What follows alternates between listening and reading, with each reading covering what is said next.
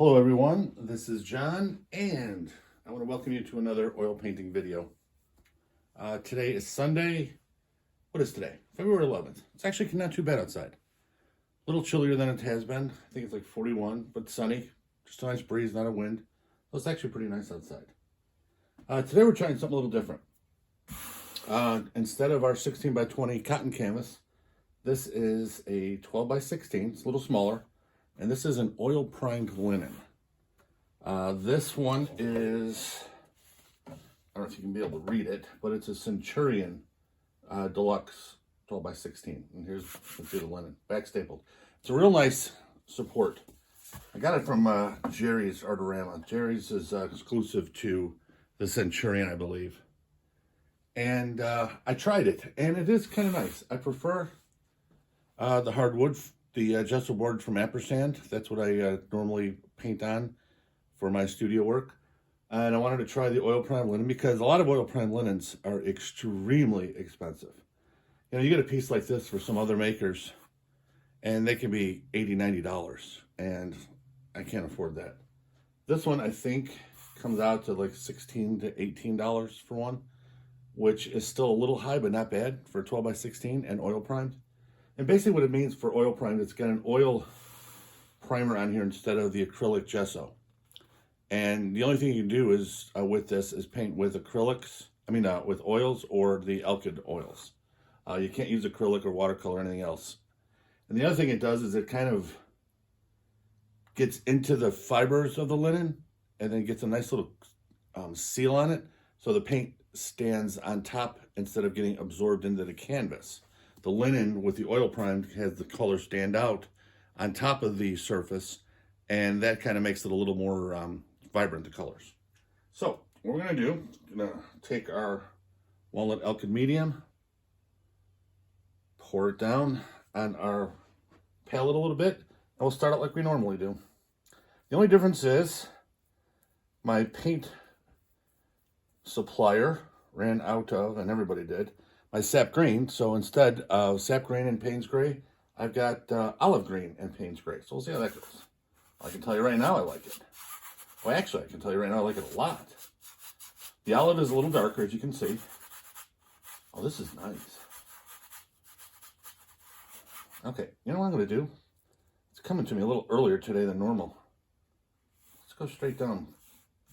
Big waterfall.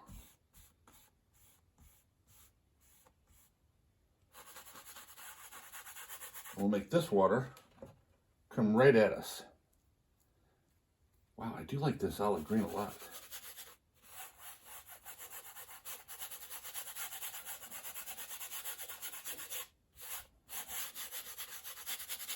I think there might be a lot of rocks in this, maybe some cliffs. Got some French ultramarine on the back of my brush when I was loading it up.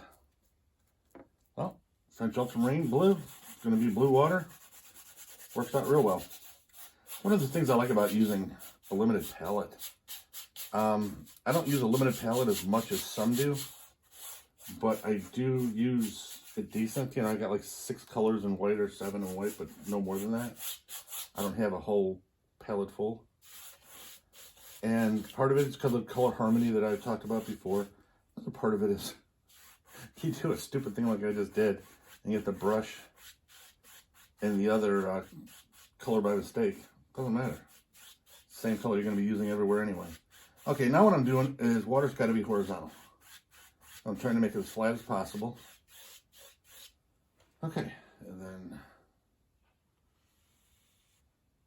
right down, right to the water line. There we go. Now, I'm not sure. I did it this way to start just so I have room. I'm not sure if I'm going to have land on either side. I think I will. For sure on one side, maybe both. I don't know. I haven't decided yet. But I'm going to have a little bit of land somewhere. By putting the water in like this, especially very thinly, like I just did, it'll be real easy to just wipe off a little bit and put in some brown, green, whatever I want to do for the land. Doesn't really matter. That's one of the things about the style that I've adopted about oil painting. Not all of them, but a great deal of them I don't really... I care about what I'm doing, but how I get there isn't something I obsess about like I used to. Okay, so I'm still going thin. Still using my medium, and I still get the same dirty brush with the olive green and Payne's Gray. The only difference is now I'm adding some Van Dyke Brown. And I'm adding that because I'm going to have cliffs on both sides.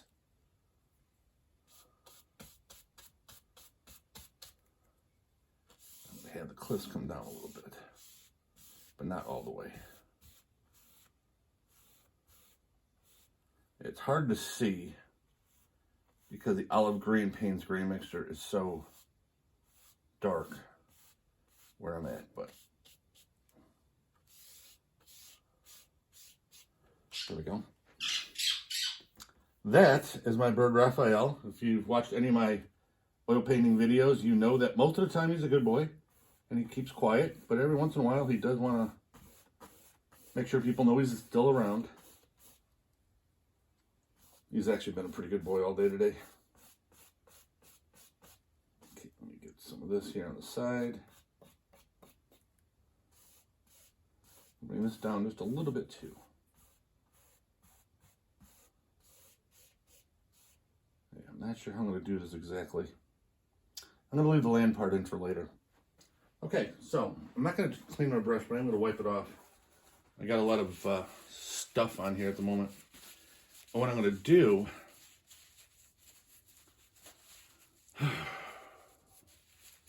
I've got the rocks that's holding it in, so that's cool. So I've got something to contain the water. I've got some place for it to go. At this perspective, you don't have to see where the water's coming from. So you don't have to see a feeding river or anything like that, because it's just going to fall straight down. So I can do whatever I want over here. And I think I'm going to go...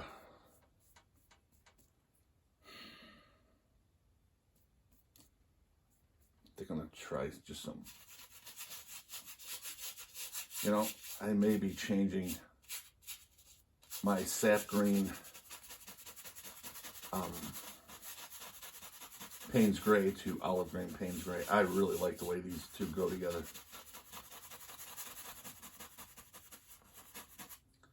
Okay, I like the way that looks. You know something, I'm going to try the same thing here, but I'm going to have... I've got a lot of rocks, okay? So I want to have a little bit, maybe not a mountain, but maybe a little bluff or something. I'm not 100% sure what I want to do. So what I'm going to do is, this is going to be, I'm going to make right in here in a minute, Van Dyke Brown. I'm going to make this into little mountain type. Not even a mountain, okay? These are just going to be like rocks and a cliff and more like that. It's not going to be a mountain. Mountain is way too overstated.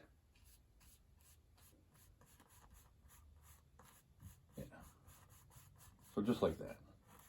Okay, once again, I'm going to wipe off our brush. I'm not going to clean it. So far, I like the way this is shaping up. Now, here's the thing. If you don't, okay, one of the things with the way I paint is it's very easy to change things around, because at this stage, I mean, the only thing I put on really thick, if you think about it, are the two rock ledges and this little rock formation. Everything else is relatively transparent, so you can go over it easy. You can wipe it off easy. You can do whatever the heck you want real easily. So what I'm going to do, I'm going to wipe off just a little bit of this. Now, I don't want it to disappear. Okay, not what I want to do. And I'm not having second thoughts. Okay, I want it there. What I want to do, though, is I want to make those faint. Okay, and I want those to definitely look like they're in the background. And then this is going to be richer color with some highlights and stuff like that. These I'm going to make into nice, dark, probably the pine trees that I do. So what I'm going to do with this, I'm going to use the same brush. I wiped it off, so it's still dirty, you can see. But I wiped it off to where I don't have any thick paint on there at the moment. And I'm just going to give this some foliage type of shapes. Okay, we're just going to hold on to the top, and we're going to just tap in like this. So we're going to go into the canvas like this. And this will, and that part you see this here? That's what's going to give it the foliage look. And the reason why you can do this is because this paint is still wet. It's oil paint. It's not going to dry right away. Even though I use the Alkyd oil paint, it's still going to take a little bit to dry. Even this thin will take a little bit. I don't want those real thick colors, but the brown in there is fine because there's brown in trees.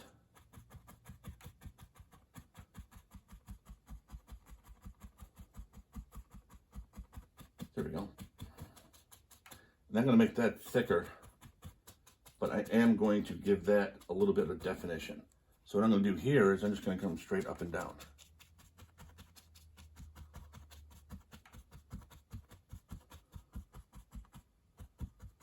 There we go. Now, the other thing that I'm thinking while I'm doing this is I want a little bit of land area, a little bit of grass.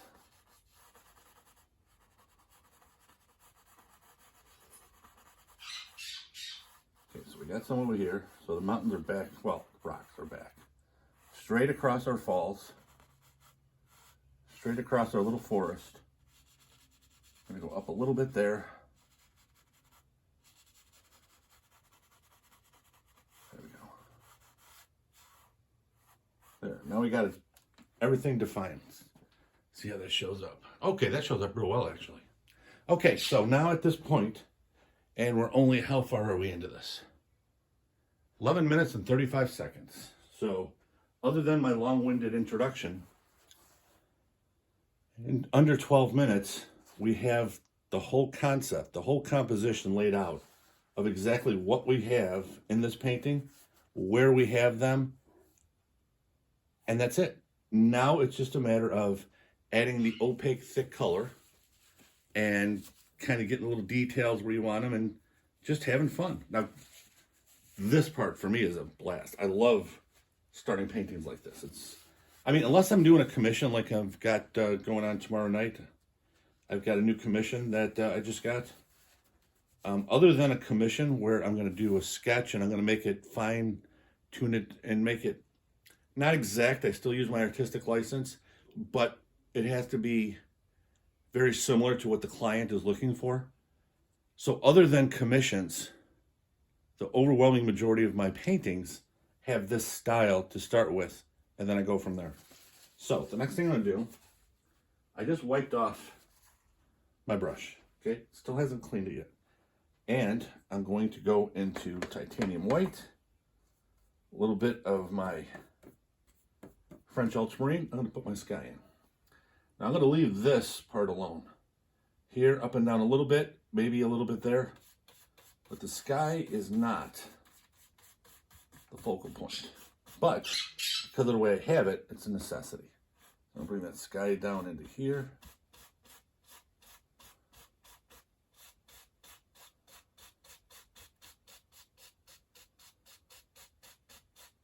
And obviously I'm going to have a little green in the sky. And I'd mentioned in most of my paintings, I found this out by accident. And we'll go in there a little bit. I found it out by accident doing it this way, and I absolutely love the green tint in the sky. It just gives it such a nice mood that I absolutely love it.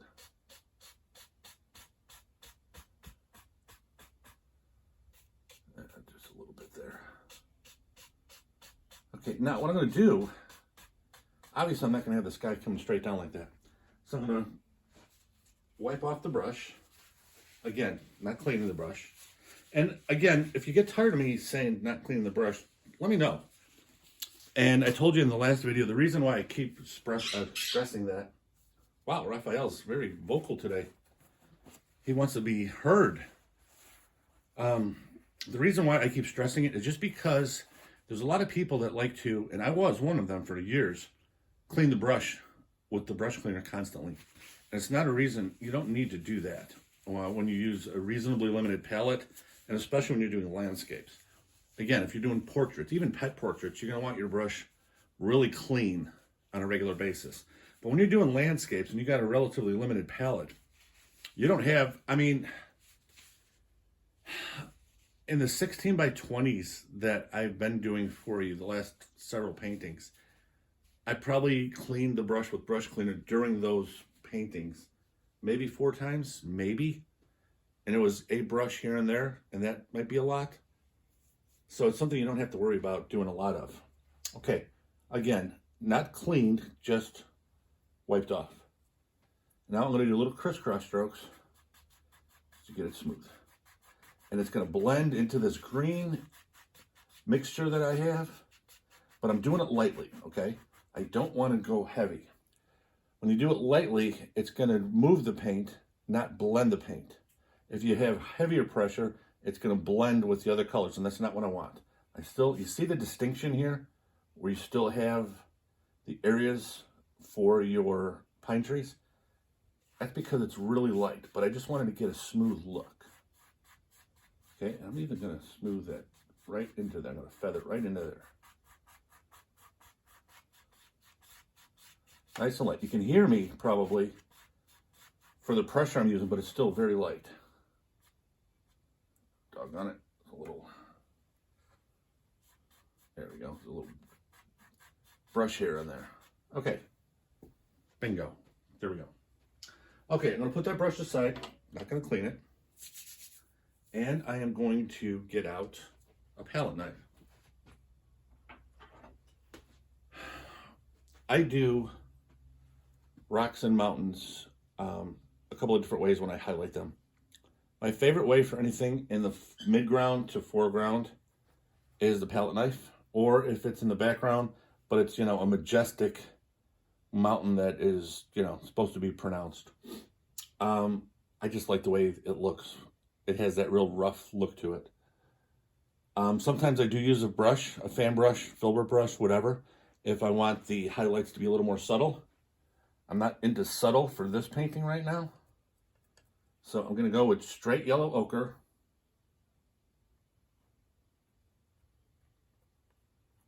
I don't want it real bright.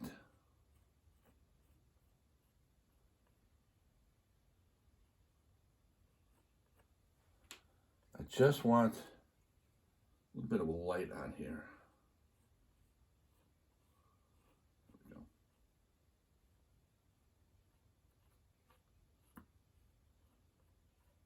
And I don't even need anything this far down because I'm going to have little things growing up into it.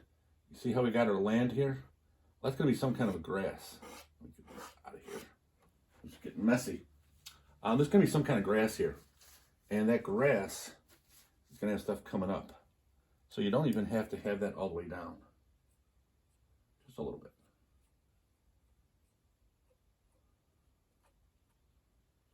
There we go.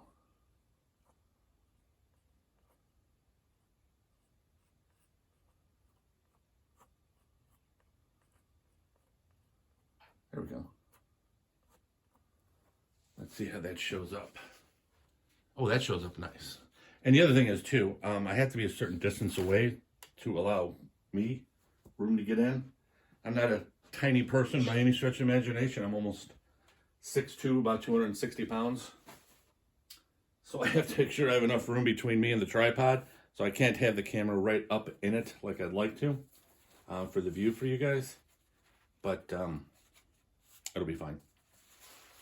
So what I do is when I edit it, I'll crop it and enlarge it to where I'll have a lot of the outside, you know, stuff like here, I'll crop out, and then it'll come in a lot cleaner for you, so you'll be able to see what I'm doing.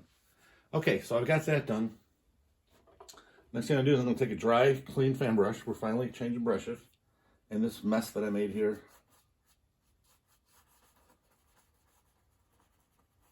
I'm doing is I'm shaping it. Okay? And I want this to go up.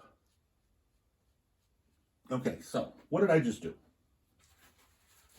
I use my brush to shape it. And what I mean by that is I don't want a straight line. Okay, this is a straight line. And I normally don't like straight lines. Actually, not, yeah, normally, most of the time I don't like straight lines in my art. It just doesn't look right. This will not end up that way. It'll be a little jagged on the top.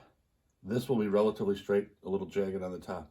Here, I've got it close to the waterfall, and then this set of little rocks back a little bit from here, and this one back a little from there.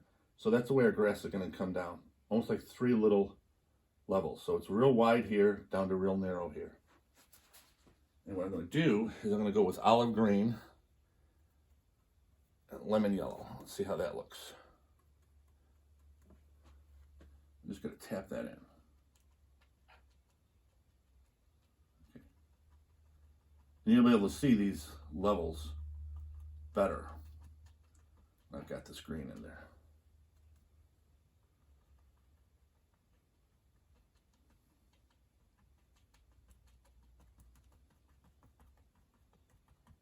Okay. This one isn't as big, but I'm right on it so I can see it better than you. And right here comes through. There we go. So you can see how this is higher than this. So it's here, down a little bit, there, down a little bit there. Okay, now the next thing I'm going to do, because that's so dark, okay, normally, and over here I probably will, use Payne's Gray by itself to have the foliage coming up. This is so dark with the mixture that I use, because you remember I didn't wash the brush. So this still had olive green and Payne's Gray as well as the Van Dyke Brown. So I'm going to use just lemon yellow and a little bit of the olive. And I'm going to just tap up, touch and up.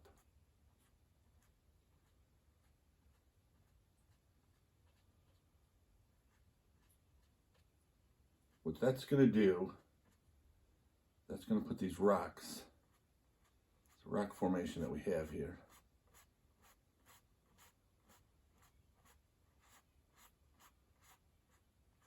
It's going to set those into the earth. Okay. There we go. Then I got this nice little light here. So what I'm going to do is I want to have a little bit more light in here. So I'm going to take a little more. There we go. I'm not going to stroke it as much. There we go. And one more area. There we go. Now, what I did was I want to make that visible to everybody. So I have it covered the whole way, but I have these is darker. If you were right in front of the painting, it's very easy to see. On the video, I'm not sure.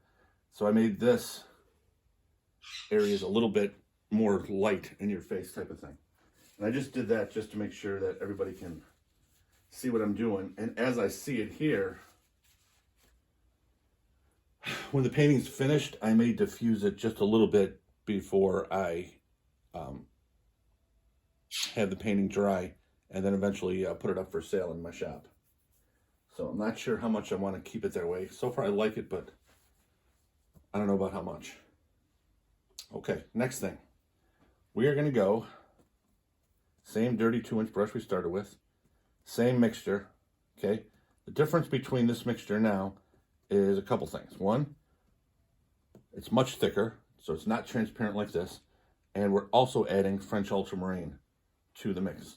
So these trees that I'm going to put in here in a second are going to have Payne's Gray, Van Dyke Brown, olive green, and French ultramarine. That's the mixture. We're way too thick. So I'll take some of that off here shortly.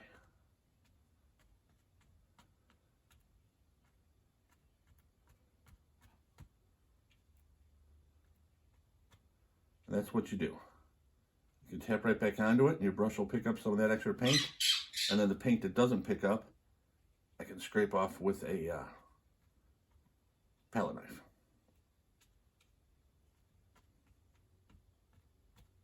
Now, one of the things I hope you notice, is I'm making different heights.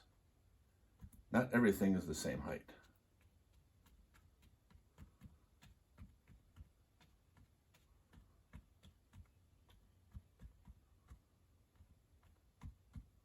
Actually, I don't have to do that at all. That's real thick, but I can use the highlight color to differentiate it. Okay, so next thing I'm going to do, wipe my brush and put it aside. And I gotta get more paper towels out. So if you excuse me for about 30 seconds. One of the things that I always mention as you go through a ton of paper towels when you're painting. And it's not just my style, it's almost any style. Whether it's oils or acrylics, watercolors maybe not as much, but paper towels are an artist's best friend. Okay, so we're a little lighter here, a little darker here. This will have highlights, and I'm going to put straight lemon yellow on. But remember in the sky, we were light pressure to move the paint around, not blend it. When I put the yellow on, we're going to put it on initially, and it's going to see yellow sticking out in clumps here and there. And then we're going to take a fan brush and then blend it in, and then we'll get a nice pretty green on it. Okay, so the first thing we're going to do, I'm going to see where our land is. And I'm going straight dark here to start with. We will highlight this at the same time we highlight the forest.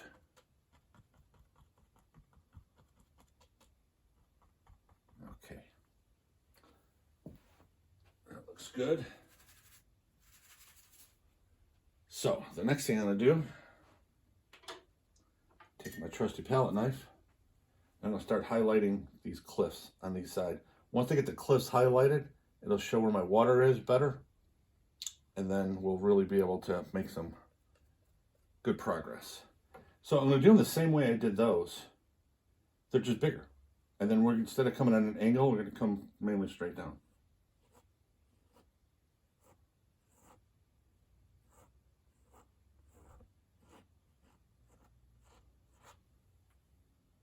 This is straight yellow ochre. I'm pushing enough to glide, but blend a little bit. Do it this way, just right next to the falls. Actually, I might do that way. The rest of them, I like the way that looks.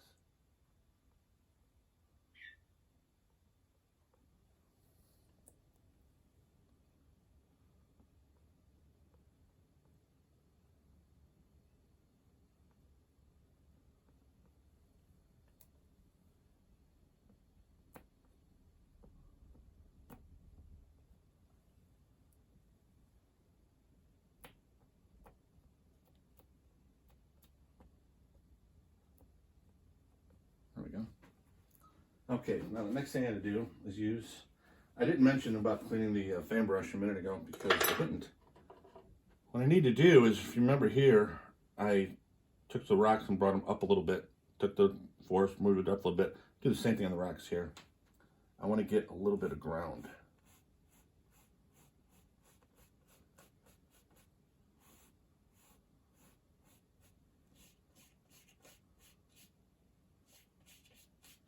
So the ground is going to come right through here. Probably going to put it in here, so I'm going to put some brown in. And this will be grass over here.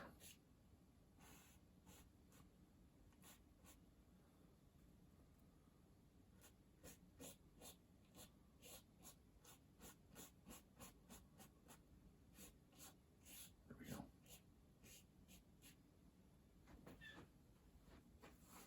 I know it's damn difficult to see this right now. And I apologize because everything is dark on dark. But please trust me when I tell you it's coming away as planned. Okay, now one of the things you will see later, you won't see now, is I got the bottom of the cliffs coming to where my tip of the brush is here. The waterfall is coming down to here, so it's not going to be complete. Same thing over here. Okay, so the waterfall is recessed. Once I get the highlights on both and then put the water in, you'll see, because the water is only going to come down to here. Okay, so over here,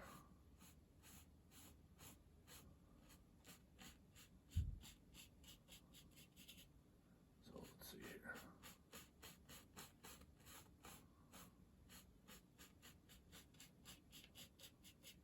So I'm going to take white with my, I'm going to have the water recede out.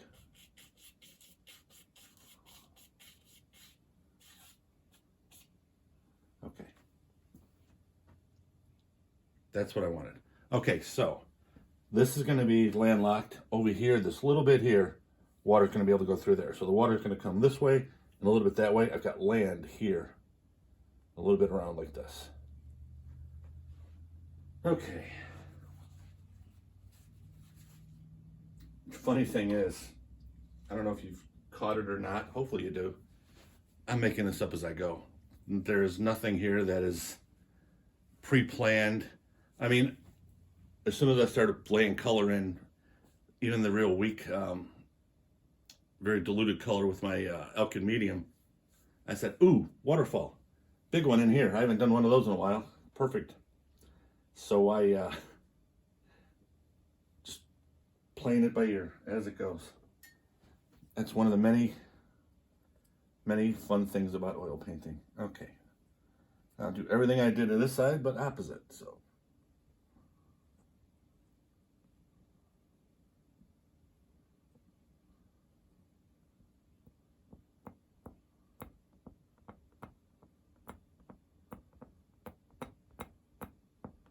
Also going to have some foliage on here too. You notice how the linen is actually grabbing the palette knife. That's a good thing, because it helps give it some really nice textures and looks.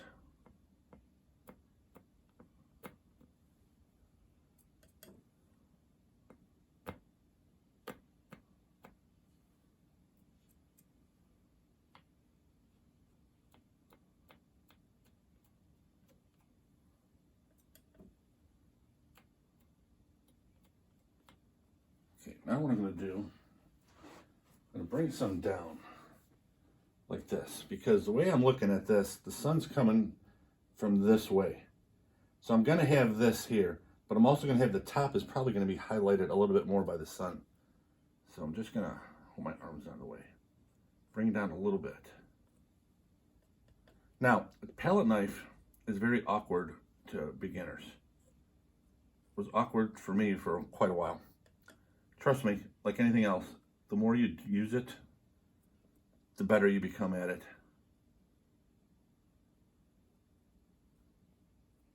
There we go. Step back and see how that's looking. Yeah, that's looking real nice. Okay, so might be done with the palette knife for a while. Okay, so the next thing I want to do is I want to finish the top.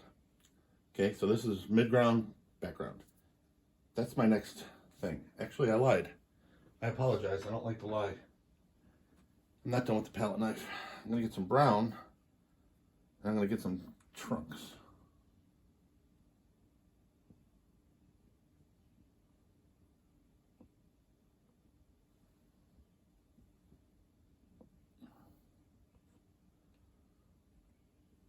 And what I'm doing here is I'm just giving the indications, some trunks. And I'm going to put in a little bit of foliage.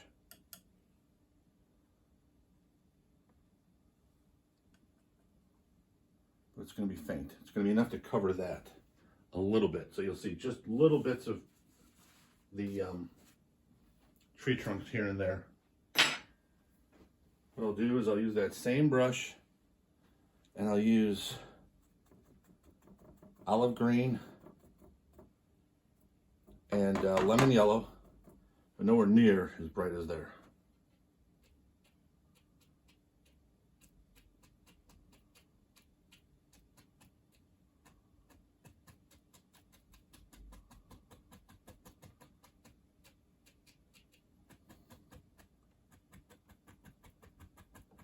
Mixes with the brown, that's good.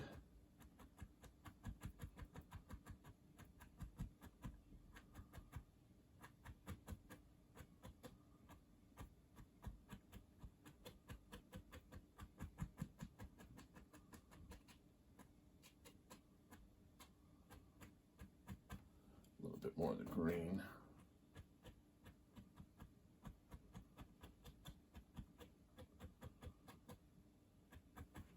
See how that looks. Oh yeah, I like that a lot. Okay, so we've got that going for us. Wipe off the brush. Do not wash it. And you can. I'm just trying to find a way to help you save money. Most people that are artists, and whether they're doing it professionally or as amateurs, supplies are expensive overall. So you want to just, save where you can. Okay, so now let's highlight these.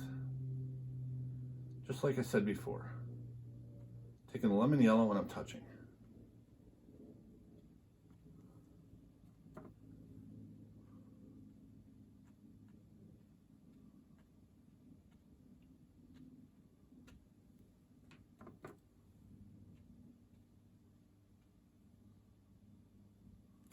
There we go. And I said I was going to use the fan brush to blend them, but I might just keep this 2-inch going. Once you start getting more comfortable painting, use, for whatever size canvas you're using, wood, whatever you're painting on, use the biggest brush you're comfortable with. This 2-inch, the more I use it, the more I get comfortable with, and even this little 12x16, it's a lot of fun. Because you get so many nice effects. Again, I don't want just straight lemon yellow here, okay? I want it bright, okay? Because I want it to be in the foreground compared to the left of this composition. But I also don't want it to be in your face. Very rarely do we have green and stuff that's in your face in nature. There we go. See how that is? Okay, you see the yellow, but it's not in your face yellow, okay? It's clumps here and there. And then you see how I got these that are dark that I didn't highlight? That's what's going to give it some real nice depth for you. You don't want to cover every one of them up. You just don't want to do that. So, now we are going to do the ground in front of it. And this is going to be straight lemon yellow, but it's going to mix. Because I'm pretty thick on the ground.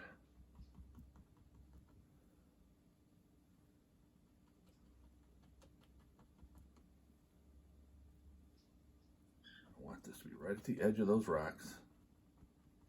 I'm not going to go to the edge of the water yet. I got to put the waterfall in first.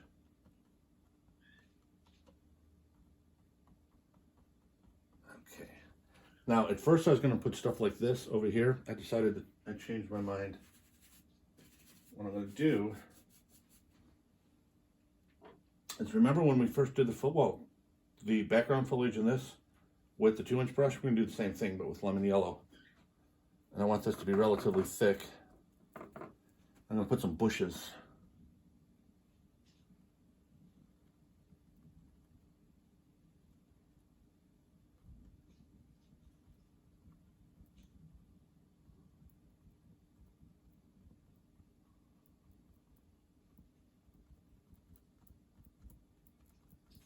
That's gonna, see how that makes it look like that real lush, deep woods type of thing? Okay, now, the only thing I'm gonna do differently here is I will put in a little bit, some alizarin crimson to break it up a little bit. Maybe a little bit of alizarin crimson over here, break it up a little bit. And there's probably gonna be some flowers and reeds and something down here. And that's where our main alizarin crimson is gonna be. I love adding the alizarin. It's a real strong color. I love mixing it with lemon yellow. This is actually, technically it's Windsor lemon. I don't know if that really matters, but I suppose it would. A lot of artists use different makes of colors on their palette. Some will have a titanium white from this one and a yellow from this, and all of mine are Griffin Alkyds from Windsor Newton. I love the brand. I've been using them for many years. And as long as they keep the reasonable price and the quality, I'm going to keep using them. I absolutely love these paints. Not to mention they dry quickly, and I'm not a patient oil painter. I don't like waiting 10 years for a piece to dry. Okay, so the next thing I want to do is establish my land. this is going to really help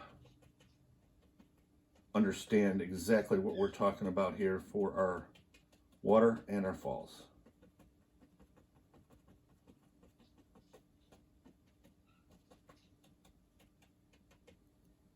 One of the things that too, I got to tell you, is when you're painting, compositions aren't going to look good for a while. Okay, there's going to be problems with them. Well, I take that back. Problems is not an accurate word for it. There's going to be, oh gosh, there's this great artist. She draws like nobody's business. She's an awesome painter too, but her drawing is ridiculous. And I think her name is Polly Lee Hammond. And she always called the stage before you start to actually see your composition coming together, the awkward phase. And she was very right about that, the awkward phase. I'm going to use this as water. And it's very difficult for a new artist to get past that. They see something that they don't like the way it looks, and they think that it was failed. And that's not the truth. It didn't fail. You just got to see it through the awkward phase.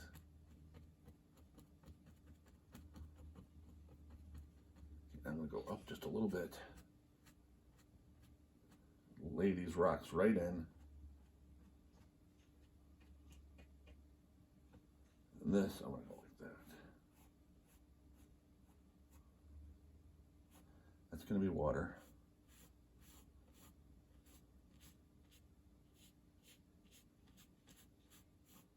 So if you can get past the awkward stage, you're in great shape.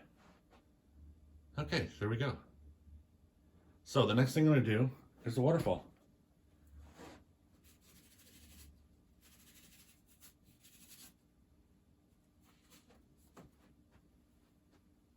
Now, one of the things I do want you to see, if you've been following my channel at all, right now we're at 42 minutes, and we've got maybe another 20 to go, possibly a little less.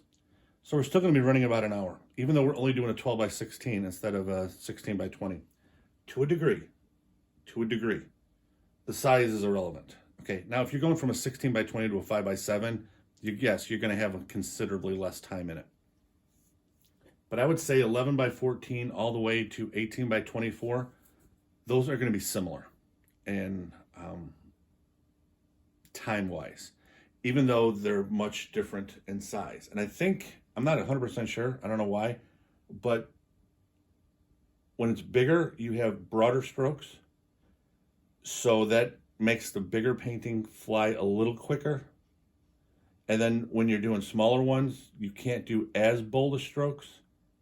So that's what holds it up and puts the time similar to the bigger ones. That's a guess. I have no idea if it's true or not.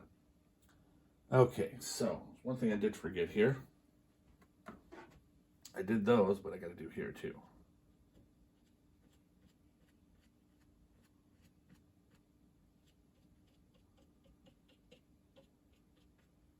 There we go.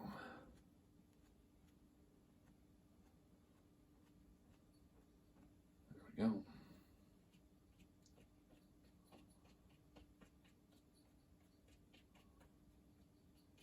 I'm not done with this land. I'm going to put some little flowers in there and stuff.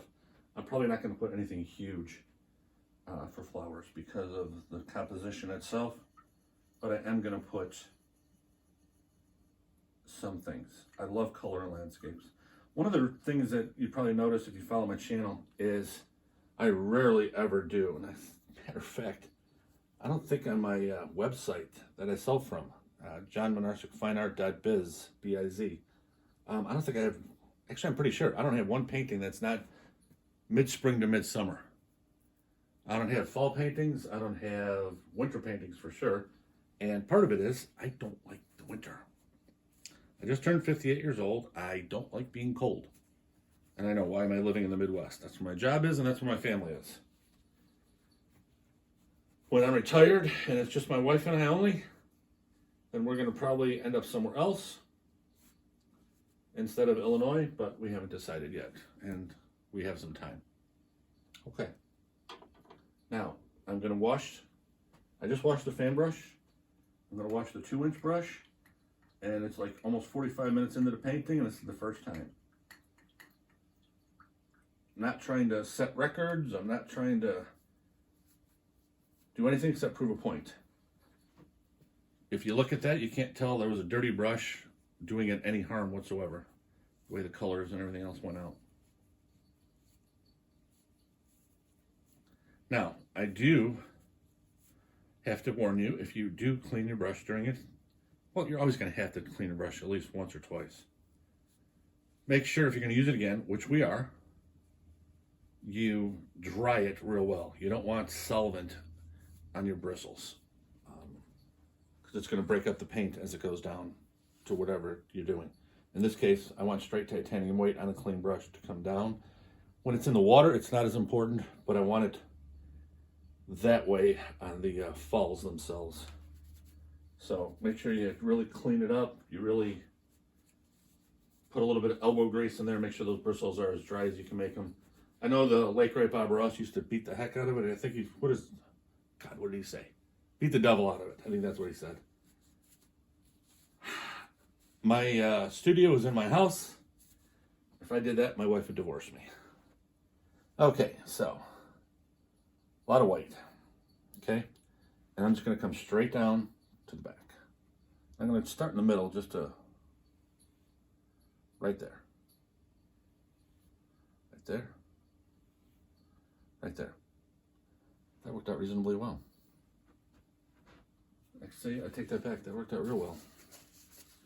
Take a little bit more paint on the top.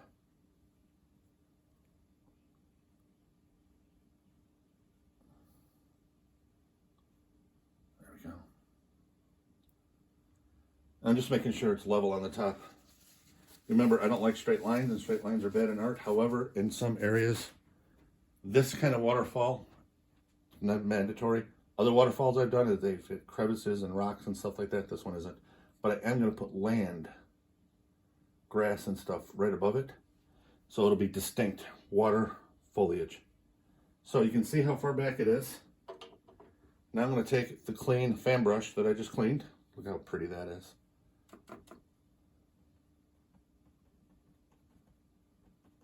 Okay.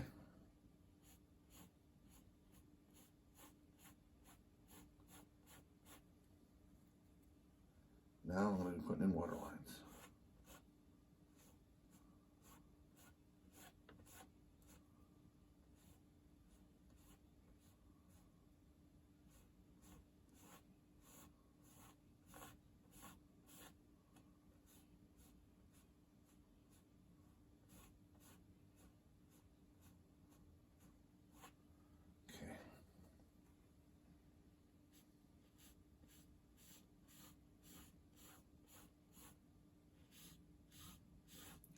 And again, you want to make sure these are flat. You don't want you have a little bit of wave in them, but you don't want too much. You want it reasonably straight across.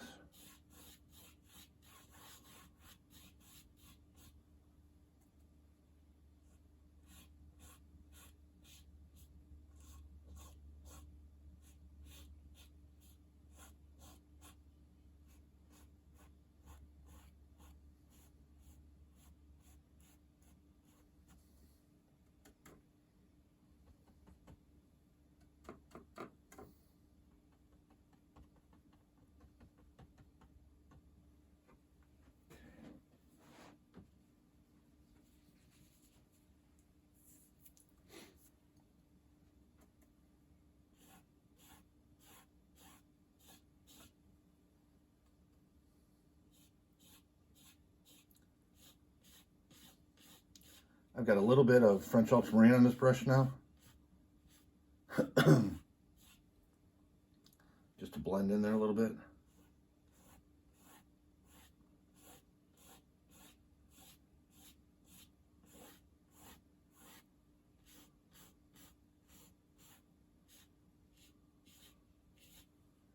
little bit more over here. Excuse me.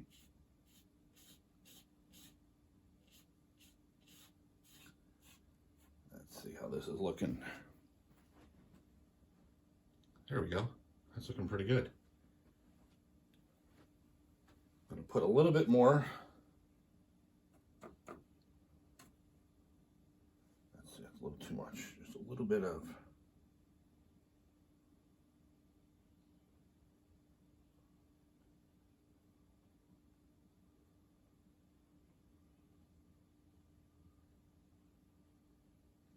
You know, this water can't be completely still here with that big of a waterfall. So I have to have some show of some movement.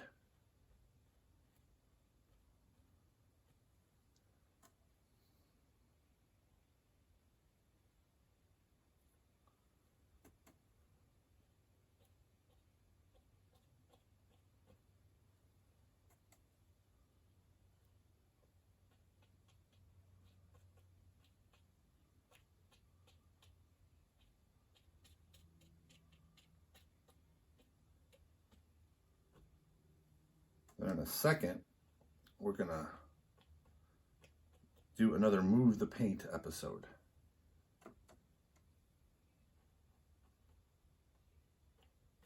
Okay, now what we want to do,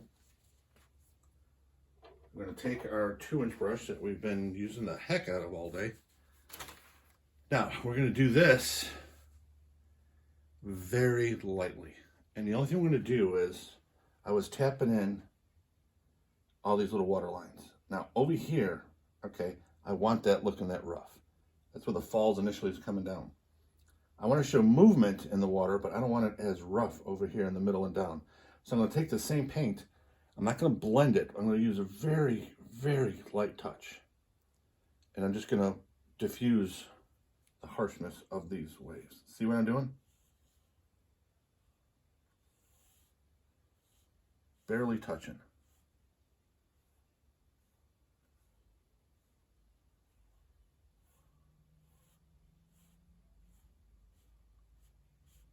Barely touching. There we go. That's it. See how that diffused them? Now you still have the movement.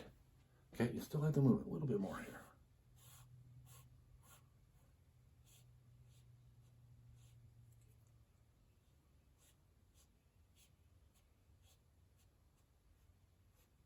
You can tell by the way I'm holding the brush that the pressure is just really faint.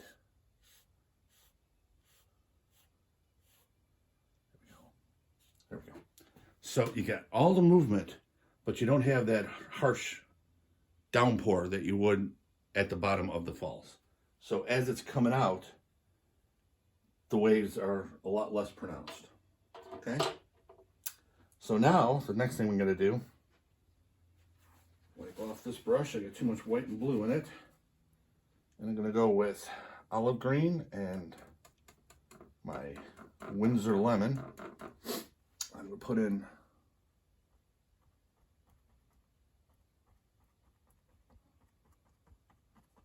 that. Now I'm going to take straight Payne's Gray. Just touch right at the top of the falls and lift up.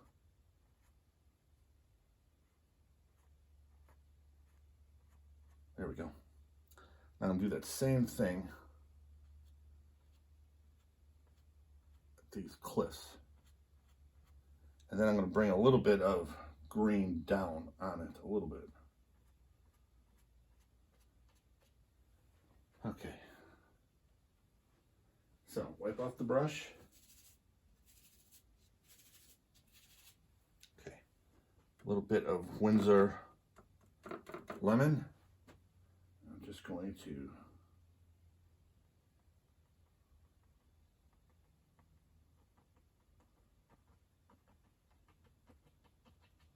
and I'll cut that off on the top so it looks right. I'm only using half my brush. It may look like it in the video, but I'm not using the full, all the bristles.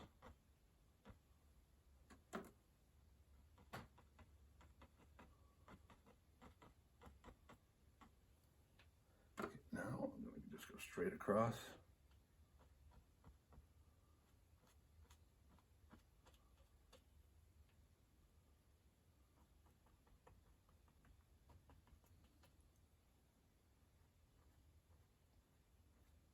looks like it's just growing down onto the rocks. Okay, now the last thing we're going to do is our little details that finish it off the way I really like.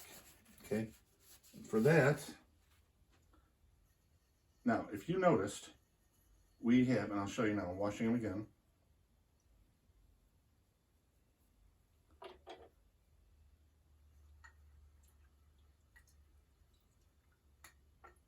Okay.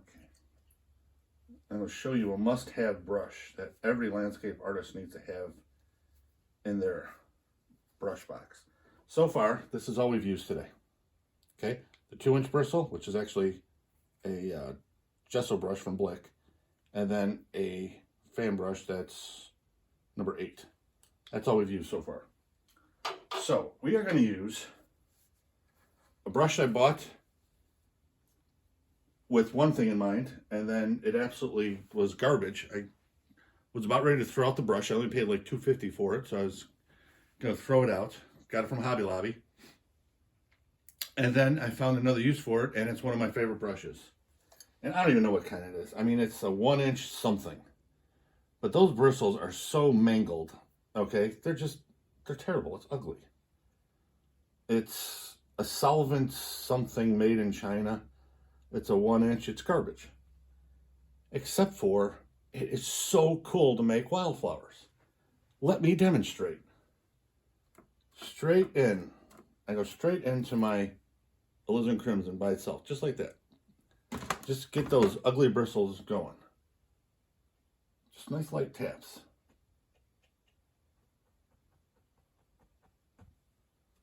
Just light taps.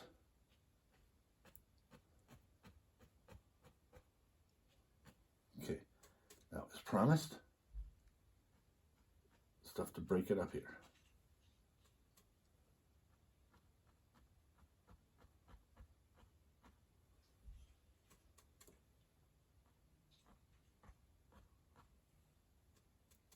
A little bit here.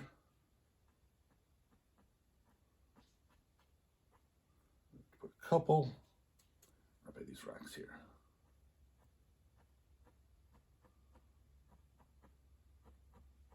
I don't want to block that light. I like that a lot. And I think I'm going to go up here just a little bit.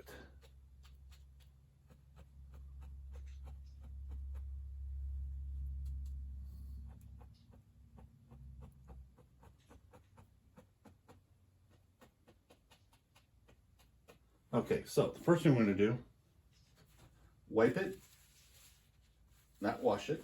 Where have you heard me say that before? Now we're going to go into titanium white. And I don't want a ton of white on there, just a little bit. So I don't want it real thick. What I want to do is just light touch right over that alizarin crimson. Okay? I'm not going to do all of them. Okay. Now, we will wash the brush. Because this next part, I want just pure Windsor lemon. And then that, my friends, is going to bring these gorgeous, beautiful orange flowers to life. See, these are still subtle, subdued. Now let's go into the Windsor lemon and let's unsubdue it.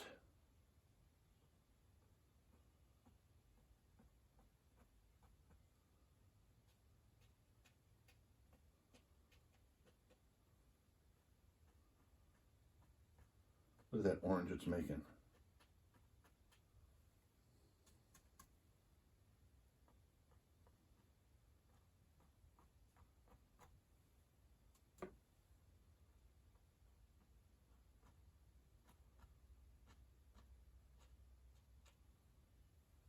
then same thing down here.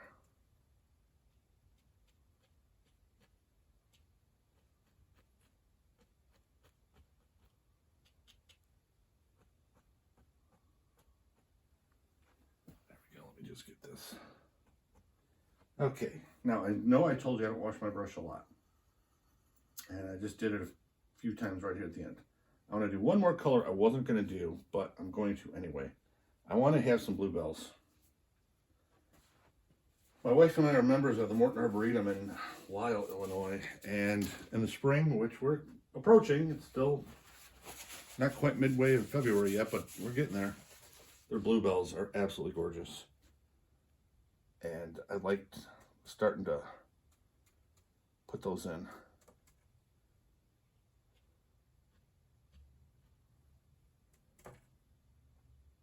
And the French ultramarine and the Windsor lemon make some great bluebells. As you can see, I'm going to put some of these right in here.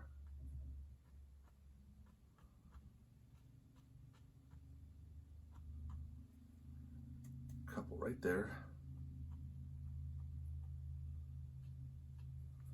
And my friends, we have a finished painting. I hope you enjoyed it. And if you did, please consider subscribing to my channel. I've got 418 subscribers. It's just, that is just totally awesome. I've been doing this for a little while now, and to think I got 418 people that subscribe to it is awesome. And if you do, please put that, oh, what the heck is it? I'm 58 years old. I don't know about this electronic stuff and these websites. Oh, the notification button. I've been really good about every Sunday for the last 2.5 months coming up with another painting video for you. So I hope you have a great rest of your weekend and a wonderful work week. And I hope to see you back next Sunday. Be safe.